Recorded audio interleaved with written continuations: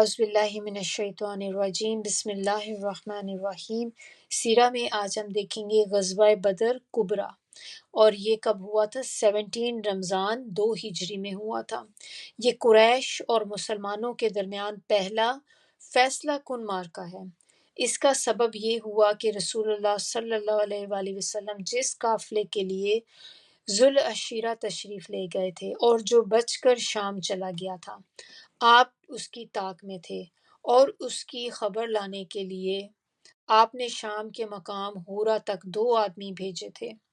چنانچہ جیسے ہی یہ قافلہ وہاں سے گزرا، انہوں نے جلدی سے مدینہ خبر پہنچائی، اور خبر ملتے ہی رسول اللہ صلی اللہ علیہ وسلم نے صحابہ کرام کو نکلنے کی دعوت دی، لیکن نکلنے کو ضروری بھی قرار نہیں دیا۔ چنانچہ اس دعوت پر 314 یا 317 آدمیوں نے لبیک کہا، جس میں 82 83 یا 86 مہاجرین تھے، اور 61 قبیلہ اوس کے اور 170 قبیلہ خزرج کے انصار تھے۔ آپ کو میں نے بتایا تھا کہ یہود اس وقت مدینہ کے اندر یہود بھی تھے، مشرکین بھی تھے۔ یہود جو تھے ان کے تو 3 قبیلے تھے وہاں پر، بنو نذیر، بنو قینقاع اور بنو قریظہ، اور جو مشرکین تھے ان کے 2 قبیلے تھے وہاں پر، ایک اوس اور ایک خزرج۔ تو یہ ہمیں پتہ ہونا چاہیے۔ تو ٹوٹل 5 قبائل آپ کہہ لیں جو وہاں تھے، 3 یہود کے تھے اور 2 جو تھے مشرکین کے تھے۔ تو یہ یہاں پر اس کی بات ہو رہی، ان میں 61 قبیلہ اوس کے اور 170 قبیلہ خزرج کے انصار تھے۔ انہوں نے مکمل تیاری بھی نہ کی تھی، صرف سواری میں 2 گھوڑے اور 70 اونٹ تھے۔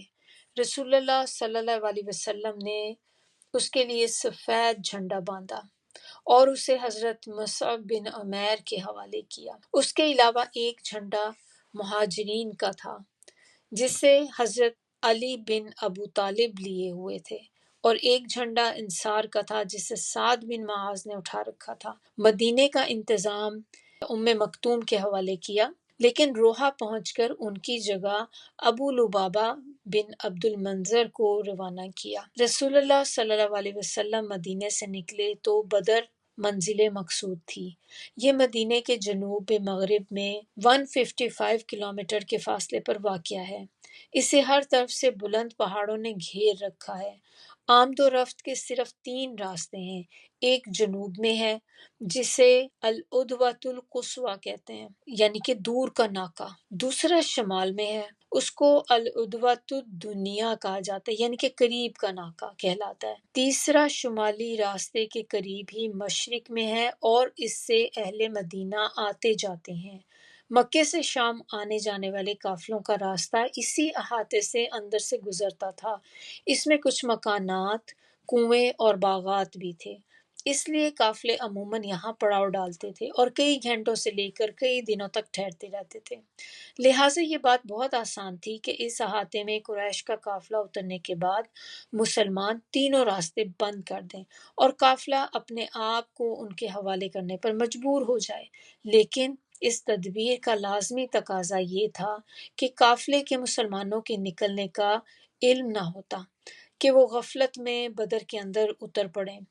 اسی لیے رسول اللہ صلی اللہ علیہ وسلم جب مدینے سے نکلے تو آپ نے پہل جو راستہ اختیار کیا وہ بدر کے بجائے کہیں اور جاتا تھا، پھر بہت دھیمی رفتار سے بدر کی جانب پیش قدمی فرمائی۔ جہاں تک قافلے کا تعلق ہے تو اس میں 1000 اونٹ تھے، جس پر کم از کم 50,000 دینار کی مالیت کا سامان لدا ہوا تھا۔ اس کا سالار ابو سفیان تھا اور اس کے قریب 40 آدمی تھے۔ ابو سفیان حد درجہ بیدار اور محتاط تھا، ہر آنے جانے والے سے مسلمانوں کی نقل و حرکت کے متعلق دریافت کرتا رہتا تھا۔ چنانچہ ابھی وہ بدر سے کافی دور تھا کہ اسے مسلمانوں کے نکلنے کا علم ہو گیا، لہٰذا اس نے قافلے کا رخ مغرب کی طرف پھیر کر ساحل کا راستہ پکڑ لیا اور بدر کا راستہ کلی طور پر چھوڑ دیا۔ ساتھ ہی ایک آدمی کو اجرت دے کر مکہ بھیجا کہ جس قدر جلد ممکن ہو انہیں مسلمانوں کے نکلنے کی اطلاع دے دے۔ اس شخص نے خبر پہنچائی تو اہل مکہ نہایت تیزی سے تیار ہوئے اور سب کے سب نکلے۔ ابو لہب کے سوا بڑوں میں کوئی پیچھے نہ رہا۔ کیوں ابو لہب نہیں آیا تھا؟ کیونکہ بزدل تھا، اس نے بزدلی دکھائی اور وہ نہیں نکلا۔ آس پاس کے قبائل کے آدمی بھی ساتھ ہو لیے، قریش کے بڑوں میں سے صرف بنو عدی نے اس میں شرکت نہ کی۔ جب یہ لشکر جوفہ پہنچا تو اسے ابو سفیان کا پیغام ملا، جس میں اس نے اپنے بچ نکلنے کی اطلاع دی تھی اور مطالبہ کیا تھا کہ مکہ واپس پلٹ جائیں۔ چنانچہ ان لوگوں نے واپسی کا ارادہ کیا، مگر ابو جہل اپنے تکبر اور نخوت کے سبب آڑے آ گیا اور کوئی واپس نہ ہو سکا۔ صرف بنو زہرہ اپنے حلیف اور رئیس اخنس بن شریک کی رائے پر واپس ہوئے۔ یہ 300 افراد تھے، باقی 1000 کے لشکر نے اپنا سفر جاری رکھا، یہاں تک کہ وہ ادوہ قصوہ کے قریب پہنچ کر بدر کے باہر پہاڑوں کے پیچھے ایک وسیع میدان میں پڑاؤ ڈال دیا۔ ادھر رسول اللہ صلی اللہ علیہ وسلم کو راستے ہی میں اہل مکہ کے خروج کا علم ہو گیا، لہٰذا آپ نے مسلمانوں سے مشورہ کیا۔ پھر اس پر حضرت ابوبکر اٹھے اور اچھی بات کہی، پھر حضرت عمر اٹھے اور اچھی بات کہی، پھر حضرت مقداد اٹھے اور انہوں نے کہا کہ اے اللہ کے رسول، واللہ ہم وہ بات نہیں کہیں گے جو بنی اسرائیل نے موسیٰ علیہ السلام سے کہی تھی کہ تم اور تمہارا رب جاؤ اور لڑو، ہم تو یہیں بیٹھے ہیں، بلکہ ہم آپ کے دائیں اور بائیں، آگے اور پیچھے سے لڑیں گے۔ اس سے رسول اللہ صلی اللہ علیہ وسلم کا چہرہ مبارک جو تھا وہ دمک اٹھا اور آپ مسرور ہو گئے۔ اس کے بعد پھر آپ نے فرمایا، مسلمانوں مجھے مشورہ دو۔ اس پر انصار کے رئیس حضرت سعد بن معاذ اٹھے اور انہوں نے کہا کہ یا رسول اللہ، گویا آپ ہماری طرف اشارہ فرما رہے ہیں، تو اس ذات کی قسم جس نے آپ کو حق کے ساتھ بھیجا ہے، اگر آپ ہمیں سمندر پہ لے چلیں اور اس میں کودنا چاہیں تو ہم اس میں بھی آپ کے ساتھ کود پڑیں گے، ہمارا ایک آدمی بھی پیچھے نہ رہے گا۔ ہمیں قطعاً کوئی ہچکچاہٹ نہیں کہ کل آپ ہمارے ساتھ دشمن سے ٹکرا جائیں، ہم جنگ میں لڑنے والے ہیں، اور توقع ہے کہ اللہ تعالیٰ آپ کو ہمارا وہ جوہر دکھلائے جس سے آپ کی آنکھیں ٹھنڈی ہو جائیں، لہٰذا آپ ہمیں لے کر بڑھیں، اللہ برکت دے۔ انہوں نے گفتگو کے دوران میں یہ بھی کہا کہ اس ذات کی قسم جس نے آپ کو حق کے ساتھ بھیجا، اگر آپ پیش قدمی کرتے ہوئے برق غماد تک جائیں تب بھی ہم آپ کے ساتھ ہیں۔ اس سے رسول اللہ صلی اللہ علیہ وسلم پر خوشی کی لہر دوڑ گئی۔ پھر آپ صلی اللہ علیہ وسلم نے فرمایا، چلو اور خوش ہو جاؤ، کیونکہ مجھ سے اللہ تعالیٰ نے 2 گروہوں میں سے ایک گروہ کا وعدہ فرمایا ہے، واللہ اس وقت میں گویا قوم کی قتل گاہیں دیکھ رہا ہوں۔ پھر آپ صلی اللہ علیہ وسلم نے بدر کی جانب پیش قدمی کی اور وہاں اسی رات پہنچے جس رات مشرکین پہنچے تھے۔ وہاں پہنچ کر آپ نے میدان بدر کے اندر عدوہ دنیا کے قریب پڑاؤ ڈالا، لیکن حضرت حباب بن منظر جو تھے انہوں نے مشورہ دیا کہ آپ آگے بڑھ چلیں اور جو چشمہ دشمن کے سب سے زیادہ قریب ہے اس پہ پڑاؤ ڈالیں، تاکہ مسلمان حوض بنا کر اپنے لیے پانی جمع کر لیں اور بقیہ چشموں کو پاٹ دیں، اس طرح دشمن پانی سے محروم رہ جائے گا۔ چنانچہ آپ نے یہی کیا۔ پھر مسلمانوں نے ایک چھپڑ بنایا جو نبی صلی اللہ علیہ وسلم کی قیادت گاہ تھا، اس پر حضرت سعد بن معاذ کی کمان میں انصاری جوانوں کی ایک جماعت پہرے اور حفاظت کے لیے مقرر کر دی۔ اس کے بعد رسول اللہ صلی اللہ علیہ وسلم نے لشکر کی ترتیب فرمائی اور میدان جنگ کا چکر لگایا۔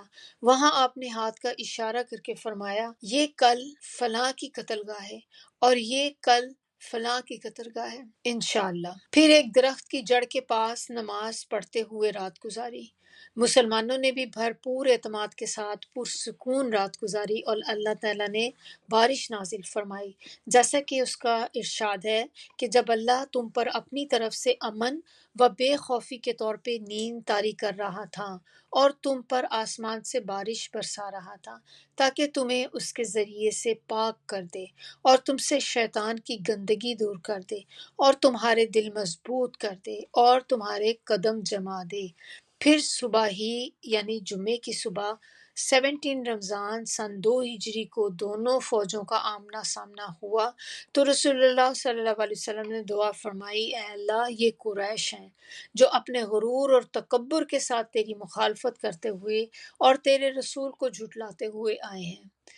اے اللہ تیری مدد جس کا تو نے مجھ سے وعدہ کیا ہے، اے اللہ آج انہیں اینٹ کر رکھ دے۔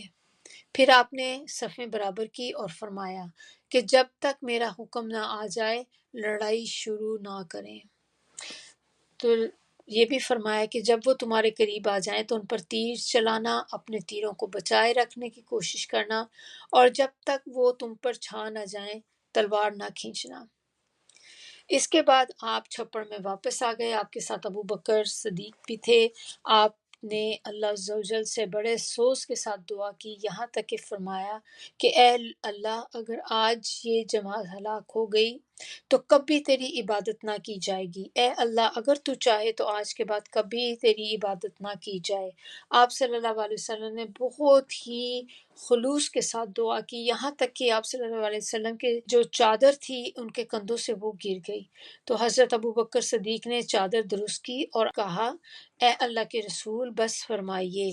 آپ صلی اللہ علیہ وسلم نے اپنے رب سے جی بھر کے دعا فرمائی۔ دوسری طرف مشرکین کی صورتحال یہ تھی کہ ابو جہل نے اللہ سے فیصلے کی دعا کی۔ اس نے کہا کہ اے اللہ ہم میں سے جو فریق قرابت کو زیادہ کاٹنے والا اور غلط حرکتیں زیادہ کرنے والا ہے اسے آج جوڑ دے۔ اے اللہ ہم میں سے جو فریق تیرے نزدیک زیادہ محبوب اور پسندیدہ ہے آج اس کی مدد فرما۔ سبحانک اللہم و بحمدک نشہد ان لا الہ الا انت نستغفرک و نتوب الیک۔